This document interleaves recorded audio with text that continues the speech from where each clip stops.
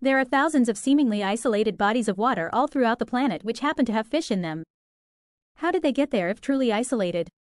I know that Crater Lake, Oregon, some old man paid kids 10 cents per guppy and took as many as he could up the mountain to start a fishing market up there.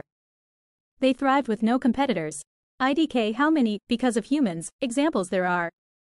Edit. The lake didn't pay kids. Single quote closing square bracket. Stop thinking of time on human terms. These isolated bodies are probably far older than you think. Think thousands or hundreds of thousands of years. Maybe it was a stream with fish that became damed, or sunk, or flooded. The North American continent has been tropical, swamp, shallow sea, carved by glaciers, and so much more.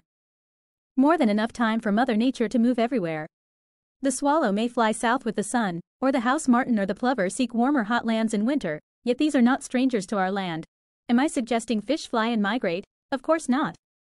They could be carried. Life finds a way. A frog lays eggs in a stream, the stream flows into a river which ends up into a seemingly isolated lake where little tadpoles grow. Birds fly down to the lake to eat the tadpoles and accidentally drop fish eggs into the lake.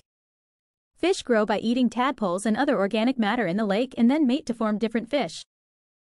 Many species are glacial relics.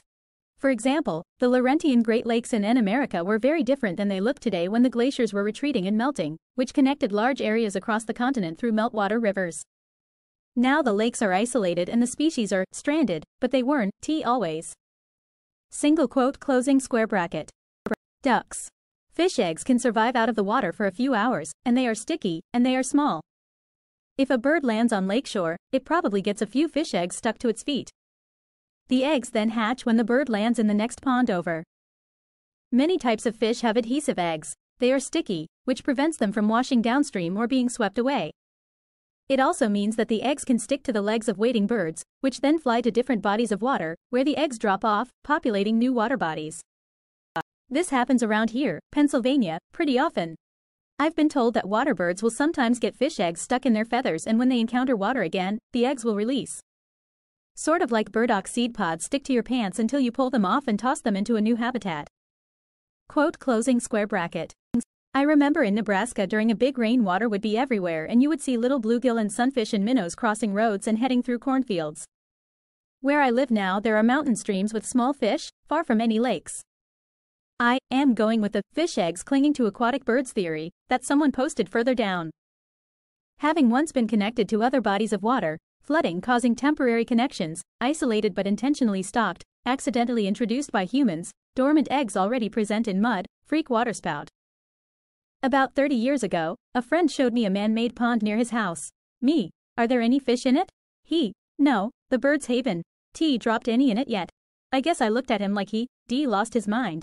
He, hey, birds really do that. I didn't, argue with him. It was the only time I, heard this theory until today.